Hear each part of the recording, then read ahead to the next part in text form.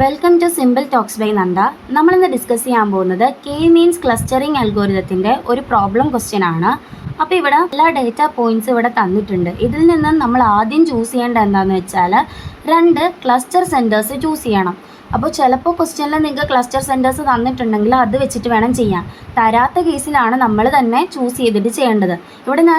ഇവിടെ ഞാനിപ്പോൾ 2 cluster സെൻറ്റേഴ്സാണ് choose ചെയ്യണം. ചില ക്വസ്റ്റ്യനിൽ 3 ക്ലസ്റ്റർ സെൻറ്റേഴ്സ് ചൂസ് ചെയ്യാൻ അവർ പറയും, അല്ലെങ്കിൽ തന്നിട്ടുണ്ടാവും. അപ്പോൾ അതിട്ടിട്ട് വേണം നിങ്ങൾ ചെയ്യാൻ. അപ്പോൾ നമുക്കിത് എങ്ങനെയാണ് ചെയ്യുന്നതെന്ന് നോക്കാം. അപ്പോൾ നമ്മൾ 2 ക്ലസ്റ്റർ സെൻറ്റർ ഞാനിവിടെ ചൂസ് ചെയ്തിട്ടുണ്ട്. ആദ്യത്തെ ക്ലസ്റ്റർ സെൻറ്ററിനെ ഞാൻ V1 എന്നാണ് വിളിക്കുന്നത്. V1 = 2,1 എന്നുള്ള ക്ലസ്റ്റർ സെൻറ്ററാണ് ഞാൻ ചൂസ് ചെയ്തത്. രണ്ടാമത്തെ ക്ലസ്റ്റർ സെൻറ്ററിനെ ഞാൻ V2 എന്ന് വിളിച്ചു. അത് 2,3 ആണ്. ഇനി എന്ത് ചെയ്യണം? ഈ ക്ലസ്റ്റർ സെൻറ്ററും അതുപോലെ തന്നെ ഡേറ്റ പോയിൻറ്റ്സും തമ്മിലുള്ള ഡിസ്റ്റൻസ് കണ്ടുപിടിക്കണം. അതിന് വേണ്ടിയിട്ട് ഞാനിങ്ങനെ കുറച്ച് കോളംസ് ഒക്കെ വരച്ചിട്ടുണ്ട്. ഫസ്റ്റ് കോളം ഡേറ്റ പോയിൻറ്റ്, രണ്ടാമത്തെ കോളത്തിലാണ് ഡിസ്റ്റൻസ് ഫ്രം V1 2,1 എന്നുള്ളത്. അതായത് ഫസ്റ്റ് ക്ലസ്റ്റർ സെൻറ്ററും ഡേറ്റ പോയിൻറ്റും തമ്മിലുള്ള ഡിസ്റ്റൻസ് കണ്ടുപിടിക്കാനാണ് ഈ കോളം.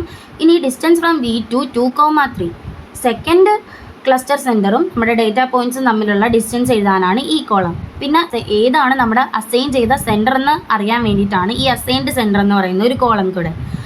അപ്പോൾ നിങ്ങൾക്ക് എങ്ങനെയാണ് ഇത് ചെയ്യുന്നതെന്ന് നോക്കാം. ഞാനിവിടെ എല്ലാ ക്ലസ്റ്റേഴ്സിനും, അതായത് ഞാനിവിടെ എല്ലാ ഡേറ്റ പോയിൻറ്റ്സിനും ഓരോ നെയിം കൊടുത്തിട്ടുണ്ട്. ഇപ്പോൾ A1 എന്ന് പറയുന്നത് 1,1, A2 എന്ന് പറയുന്നത് 2,1, A3 എന്ന് പറയുന്നത് 2,3, A4 എന്ന് പറയുന്നത് 3,2, A5 എന്ന് പറഞ്ഞാൽ 4,3, A6 എന്ന് പറയുന്ന 5,5. ഈ രീതിയിൽ ഞാൻ കൊടുത്തിട്ടുണ്ട്. ഇനി നമ്മൾ എങ്ങനെയാണ് ഡിസ്റ്റൻസ് കാൽക്കുലേറ്റ് ചെയ്യണം? യൂക്ലിഡിയൻ ഡിസ്റ്റൻസ് വെച്ചിട്ട് നമുക്കിത് ചെയ്യാം. യൂക്ലിഡിയൻ ഡിസ്റ്റൻസിൻ്റെ ഇക്വേഷൻ എന്തായിരുന്നു? D = x1 - x2 the whole square plus y1 - y2 the whole square എന്നല്ലേ? അപ്പോൾ നമുക്കിത് ചെയ്യാം. ആദ്യം നമുക്ക് ഡിസ്റ്റൻസ് ഫ്രം V1 2,1 എന്ന് പറയുന്ന ക്ലസ്റ്റർ സെൻറ്ററും ബാക്കി ഡേറ്റ പോയിൻറ്റ്സും തമ്മിലുള്ള നോക്കാം. അപ്പോൾ നമുക്ക് ഇവരെ ഞാൻ x1 y1 എന്നെടുത്തു. ബാക്കി ഇവിടെ കിടക്കുന്ന എല്ലാവരും x2 y2 ആണെന്ന് വിചാരിക്കാം. അപ്പോൾ നമുക്ക് ചെയ്യാമല്ലോ. √ x1 ആരാണ്? നമ്മുടെ 2 ആണ്. 2 - x2 1 the whole square plus അടുത്തതാരാണ്? 1 - 1 ഹോൾ സ്ക്വയർ. അതെത്രയാണ് വരുന്നത്? 1 കിട്ടി. ഇനി അടുത്തത് നോക്കിക്കേ, 2,1 2,1 അത് ചെയ്യേണ്ട ആവശ്യമുണ്ടോ? അത് 0 ആയി പോവും. ഇനി ഇവിടെ നോക്കിക്കേ, ഇവിടെ നമ്മൾ ആദ്യം ടൈപ്പ് ചെയ്യുന്ന ആളാണ് 2,1 എന്നുള്ളത്. രണ്ടാമത്തെ ആൾക്കാരാണ് ഇനി നമ്മൾ ചേഞ്ച് ചെയ്ത് കൊടുക്കേണ്ടത്. അത് നമ്മൾ കാൽക്കുലേറ്ററിൽ ഓരോ പ്രാവശ്യവും ചേഞ്ച് ചെയ്ത് കൊടുത്താൽ മതി, അല്ലാതെ മൊത്തം പിന്നെയും നമ്മൾ ടൈപ്പ് ചെയ്യേണ്ട ആവശ്യമില്ല. അപ്പോൾ 2,3 എന്ന് പറയുമ്പോഴത്തേക്കും രണ്ടാമത്തെ ആളെ മാറ്റി കൊടുക്കുക. രണ്ടാമത്തെ ആളെന്താണ്? 3, ഇവിടെ 2. കണ്ടോ? ഇങ്ങനെ ചെയ്താൽ മതി. അപ്പോൾ ആൻസർ എന്ത് കിട്ടി? 2 എന്ന് കിട്ടി. ഇനി അടുത്ത എന്താണ്? 3,2. 3,2 എന്ന് പറയുമ്പോഴത്തേക്കും രണ്ടാമത് 2, ഇവിടെ 3. ഇത് ചെയ്യുമ്പോഴത്തേക്കും നമുക്ക് √2 ആണ് കിട്ടുന്നത്. ഡെസിമലിലോട്ടാക്കുമ്പോൾ 1.41 എന്ന് കിട്ടും. ഇനി രണ്ടാമത്തെ ആളെ ചേഞ്ച് ചെയ്യേണ്ടത് 4,3. ഇവിടെ 3, ഇവിടെ 4. അപ്പോൾ നമുക്ക് 2√2 കിട്ടും. അത് 2.82. ഇനി അടുത്തത് 5 ആണ്. രണ്ടാമത്തെ ആൾ 5 ആക്കുക. അപ്പോൾ ആൻസർ എന്ത് കിട്ടും? 5 തന്നെ കിട്ടും. അപ്പോൾ ഇവരുടെ ഡിസ്റ്റൻസ് എല്ലാം കിട്ടിയിട്ടുണ്ട്. ഇതേപോലെ തന്നെ V2നെ കണ്ടുപിടിക്കണം. ഇപ്പോൾ ഇവരെ x1 y1 ആയിട്ട് എടുത്തു, ഇവരെ x2 y2 തന്നെ. അപ്പോൾ √2 - 1 ഹോൾ സ്ക്വയർ പ്ലസ് പിന്നെ ആരാ? 3 - 1 ഹോൾ സ്ക്വയർ. അത് ചെയ്യുമ്പോൾ നമുക്ക് ആൻസർ കിട്ടുന്നത് 2.23 ആണ്. ഇനി രണ്ടാമത് കിടക്കുന്ന ആൾക്കാരെ ചേഞ്ച് ചെയ്ത് കൊടുത്താൽ മതി. 2,1 ആണ് വരുന്നത്. അപ്പോൾ ഇവിടെ 1 തന്നെയാണ്, ഇവിടെ 2 ആക്കിയാൽ മതി. 2 ആക്കുമ്പോഴത്തേക്കും നമുക്ക് ആൻസർ 2 തന്നെ കിട്ടും. ഇനി 2,3യും 2,3യും ചെയ്യേണ്ട ആവശ്യമുണ്ടോ? അത് 0 ആയിരിക്കും. ഇനി അടുത്ത എന്താണ്? 3,2 എന്നുള്ളത്. അപ്പോൾ 2, ഇവിടെ 3. അപ്പോൾ നമ്മുടെ ആൻസർ √2 ആണ്, അതായത് 1.41 എന്ന് കിട്ടും. ഇനി 4,3, അതായത് 3, 4.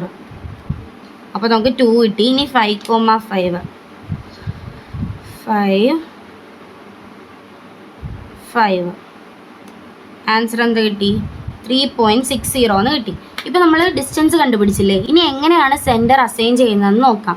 ഈ V1ഉം V2ഉം തമ്മിലുള്ള ഡിസ്റ്റൻസിൽ ഏറ്റവും മിനിമം ഡിസ്റ്റൻസ് ആർക്കാണുള്ളത്? V1-നല്ലേ. അപ്പോൾ ഇവിടെ അസൈൻഡ് സെൻറ്റർ V1 ആവും. ഇനി ഇതിൽ നോക്ക്, മിനിമം ഏതാണ്? V1 ആണ്. അപ്പോൾ V1 തന്നെ വരും. ഇനി ഇതിൽ ചെറുത് ഏതാണ്? V2 ആണ്. അതുകൊണ്ടാണ് ഇവിടെ V2 വന്നത്. ഇത് കണ്ടോ? ഇത് നോക്കിക്കേ, ഇവിടെ രണ്ട് പേർക്കും ഈക്വൽ ആണ്, അതായത് സെയിം വാല്യൂ ആണ് വരുന്നത്. അപ്പം നിങ്ങൾക്ക് ഇഷ്ടമുള്ള ഏത് വേണമെങ്കിലും സെലക്ട് ചെയ്യാം. ഞാനിപ്പോൾ ഒന്നാമത്തെ ആളെ ചൂസ് ചെയ്തു, V1. ഇനി 2.82ഉം 2ഉം അതിൽ ഏറ്റവും ചെറുത് ഏതാ? V2 ആണ്, അതായത് 2 ആണ്. അപ്പോൾ V2-ൽ വരും. ഇനി ഇതിലേതാ ചെറുത്? 3.60 അല്ലേ, അപ്പം അതും V2-ൽ വരും. ഇങ്ങനെയാണ് നമ്മൾ സെൻറ്റർ അസൈൻ ചെയ്യുന്നത്. ഇനി നമ്മൾ എന്താ ചെയ്യേണ്ടതെന്ന് വെച്ചാൽ അടുത്ത സ്റ്റെപ്പിൽ ഇങ്ങനെ ചെയ്യണം. അതായത് ക്ലസ്റ്റർ 1 ഓഫ് V1 എന്ന് പറയുന്നത് ഇവിടെ അസൈൻഡ് സെൻറ്റർ V1 വന്നതുവരെ എല്ലാവരെയും ഒരു ക്ലസ്റ്ററാക്കി എഴുതണം. അതായത് V1 വന്നിരിക്കുന്നത് A1, A2, A4 ഇവർ ഒരു ക്ലസ്റ്ററാക്കി എഴുതി, A1, A2, A4. ഇനി ക്ലസ്റ്റർ 2 ഓഫ് V2 വന്നത് ആരൊക്കെയാണ്? V2 വന്നത് A3, അതേപോലെ തന്നെ A5, A6, A3, A5, A6 ഇങ്ങനെയല്ലേ വന്നത്. ഇനി നമ്മൾ അടുത്ത എന്താ ചെയ്യേണ്ടത്? ക്ലസ്റ്റർ സെൻറ്റേഴ്സ് റീകാൽക്കുലേറ്റ് ചെയ്യണം. അതിനെന്താ എടുക്കേണ്ടതെന്ന് വെച്ചാൽ ഇവിടെ മൊത്തം ഇപ്പം 3 ഡേറ്റാ പോയിൻറ്റ്സ് ആണ് വരുന്നത്. അപ്പോൾ 1/3. ഇനി ഓരോ പോയിൻ്റ് എഴുതുക. A1 എന്ന് പറയുന്നത് 1,1 ആണ്, A2 എന്ന് പറയുന്നത് 2,1 ആണ്, A4 എന്ന് പറയുന്നത് 3,2 ആണ്. ഇനി ഇതെങ്ങനെ കാൽക്കുലേറ്റ് ചെയ്യണത്? 1/3 അതുപോലെ തന്നെ 1 + 2 + 3 അതായത് 6, അതാണ് ഇവിടെ വന്ന 6. ഇനി y-നെ എല്ലാം കൂടെ ആഡ് ചെയ്യണം. 1 + 1 2, 2 + 2 4, അങ്ങനെയാണ് ഇവിടെ 4 വന്നത്. മനസ്സിലായില്ലേ? അപ്പോൾ ഇതെങ്ങനെ എഴുതാം? 6/3, 4/3.